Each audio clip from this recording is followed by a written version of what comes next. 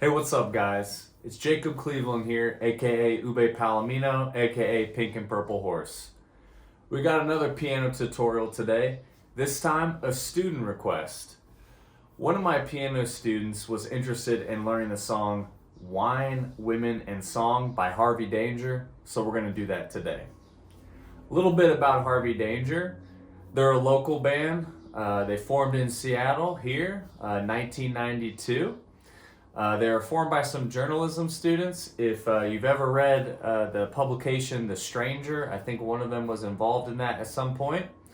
Also, if you listen to the podcast Omnibus, one of the hosts, John Roderick, he was in a band with them for a while, I believe, as well, playing bass or something. But yeah, they have a really strong connection to the local Seattle scene, so that's pretty cool. This song came out in 2005. It was a more piano-centric album in general. You've got a song like Little Round Mirrors on that album, which people really like. So the piano plays a central role in their sound, especially on that album. So let's dive into how we can learn how to play this piece, and hopefully it's pretty easy for you. All right, let's do it. All right, so let's get down to business here. So we're going to start off with just kind of a short staccato pattern, quarter notes in the right hand, okay? And we're going to start right in the middle here, okay? And my middle finger is going to be on middle C. I'm going to be playing an A minor chord, A, C, E. 1, 2, 3, 4.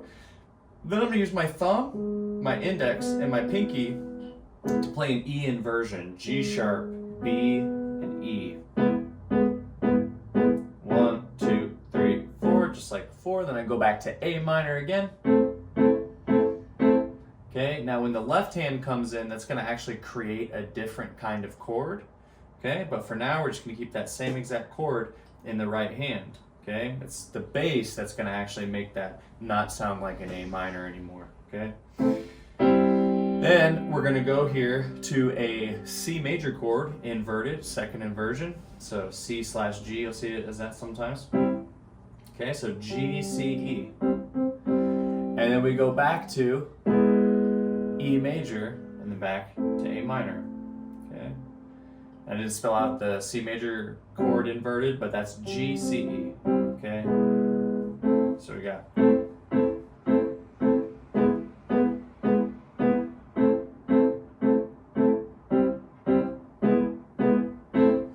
Okay, and I've noticed in some other Harvey Danger songs, they like to do 5 chords, and then it seems like that last measure is like a 1, 2, and then they switch to the 5th chord, 3, 4. So they like doing like an odd number of chords in 4 measures, which is kind of cool. It makes the song feel a little bit less robotic. The other thing I think they do, which is nice in this song, is the left hand pattern. The bass is pretty cool, and it adds some real nice syncopation to everything that's going on. Okay, so let's break into that a little bit. So left hand, okay, I'm going to be below C3 on this A. Okay, and whenever you're doing, okay, like a longer stretch of intervals in the left hand, it's usually pretty nice to do like pinky, index, thumb, okay? Other kind of fingerings can feel kind of strange. So just, if you're stretching that left hand open, let's say you're playing like an open voicing like D, A, F, okay? Usually we want to be doing that with like pinky, index, thumb, okay? So I'm going to put my index finger on this A, okay? And my thumb, I'm going to put on this E here, okay? So I'm going to go E, A, E. Okay, so I pass back through that A. And you notice too, get my foot going a little bit, right? Give myself a beat. Okay, if it's hard for you to tap your foot consistently, my recommendation, go in front of a mirror, film yourself tapping your foot while you're trying to play something, whether it's on the guitar or the keyboard. and watch. Watch and force your body, okay, to feel and react to that beat, okay? There's almost like a hierarchy going on in your brain, and unless you direct your attention to the fact that you're creating a pulse, your body won't acknowledge it, okay? Now, at least that's what I think, okay? Because I've shown a lot of people how to tap their foot in time, and at this point, I'm convinced it's something that the more you pay attention to it and you actually give it authority in your playing, then it actually makes a difference as a timekeeping device. Otherwise, use the metronome. Okay, tangent aside. So, bum, da da, da da. So that part, ba da do da, da da do da.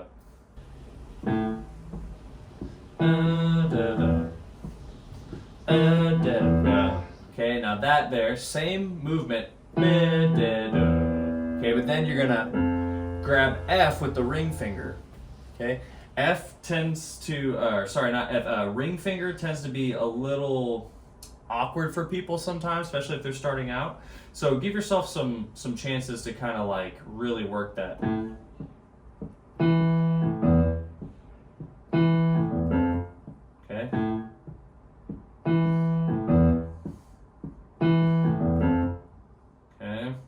So there's the first two phrases. And then we're going to go D, C, and then down to C, and to E, okay?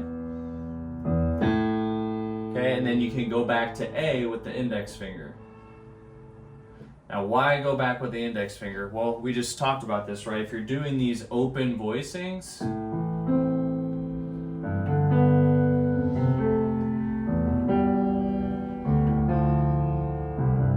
see what I'm saying? You want that pinky index thumb action, okay? So make sure when you end that phrase, you're starting how you started before, okay? Another thing to keep in mind when you're playing piano and like learning fingerings or you're learning something by ear, you're gonna make that process more difficult if you're changing the fingerings every single time.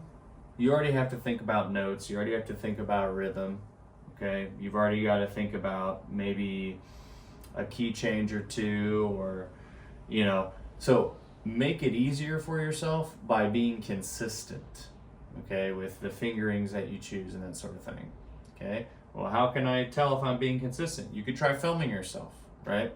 Try filming yourself playing and be like, oh, I keep going to the A with my ring finger for some reason, right? Or I'm doing some weird thing where I'm pivoting off my thumb. Why do I do that? Well, if you can watch yourself doing it, then it's easier to correct, okay? But just keep in mind, okay, we want to try to keep those fingerings consistent.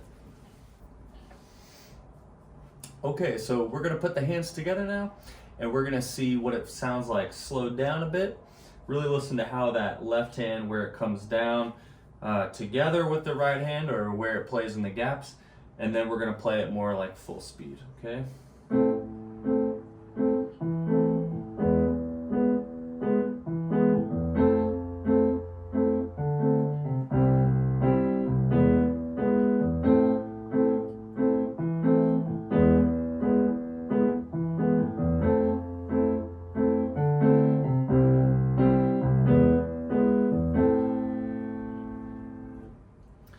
Okay, now let's speed it up a bit.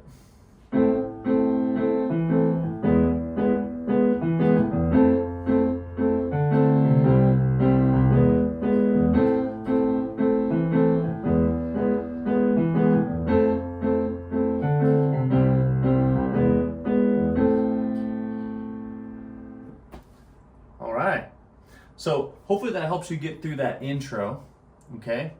And you're gonna hear that motif come in again at the end. Now, they're gonna do some variations of these chords now, but it's not gonna be just like the intro, so let's jump into that next.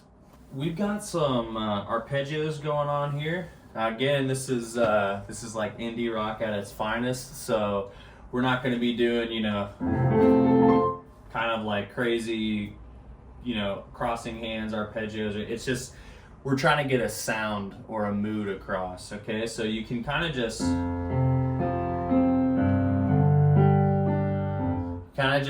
fill out those arpeggios how you want. Chord tones are always a great place to start before you start adding non-chord tones, okay? But chord tones are always going to work and sound good, okay? And that's kind of what I'm hearing, okay? So we got F major to G, so F A C to G B D, then F major down to E major, and then F again to G, then F to D major, D, F sharp, A, okay? And then got F major again to G, and then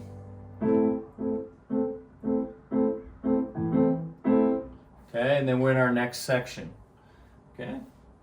So with this, it's kind of interesting because using that E major, okay, we kind of get the harmonic minor kind of thing going on, because we get the raised 7, so okay with that.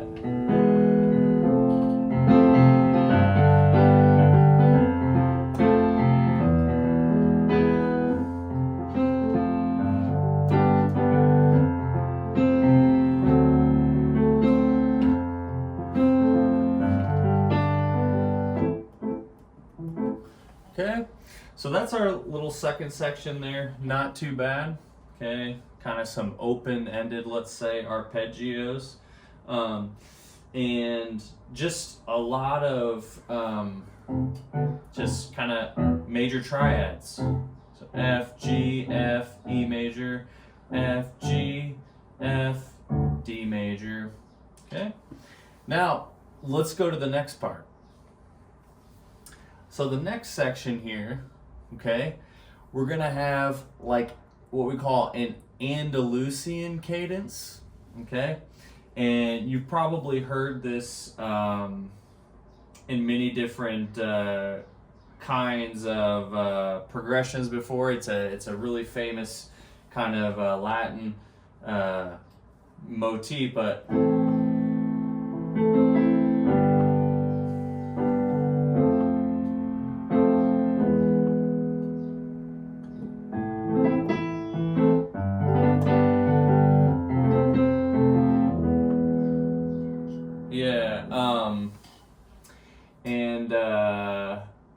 I Wonder, the song I Wonder uses that.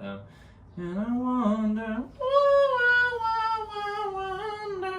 yeah, that song uses that progression. I mean, there's so many that do, honestly. But it's cool. They got the Andalusian cadence going on there. So whenever you hear it,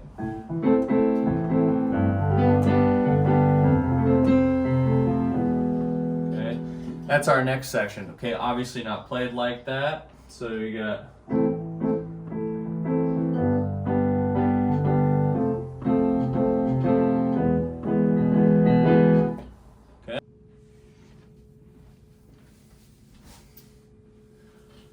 Okay, so one thing here, let's just review all the different parts. Okay, so we've got our intro.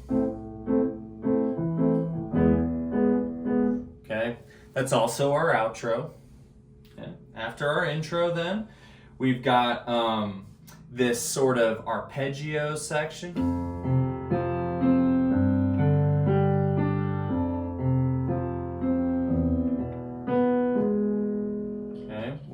That. And then after that, we're going to go into an Andalusian cadence. Okay, we went over that, some of the kind of more Latin American progression. Okay, so G, F, E. Okay.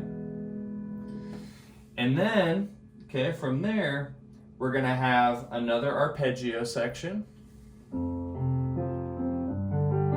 Okay, and this is all in the song, you'll hear it.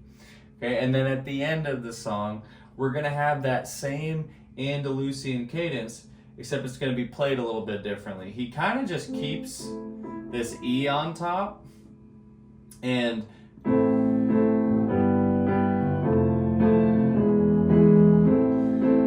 can just walk down through the Andalusian cadence. You can take your index finger and your thumb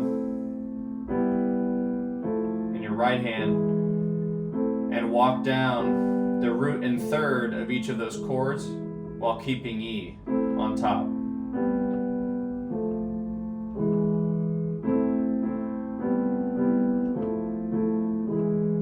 Okay? And then you can reinforce the sound of each chord by adding in the left hand.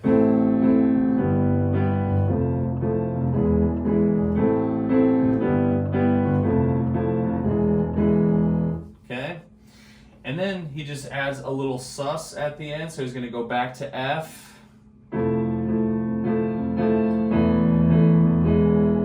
Okay, so we're on our F, and then I move my thumb down to E, so I get an E sus 4, okay? E, A, and then I get my E on top. And then I go down to G sharp. Back to A minor. Okay. And now we play our intro again, or our outro, however you want to think about it, and we're out. That's it. Thank you so much for watching.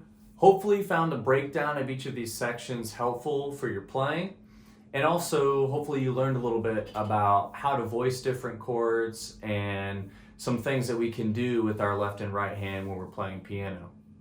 I would love if you leave a comment, like, subscribe, all that. I'm trying to grow my channel, and I can appreciate all the love I can get. So thank you so much for playing, for listening to music, for caring about music instruction, and just trying to learn about more music in general. Have a wonderful weekend, and thank you again for watching.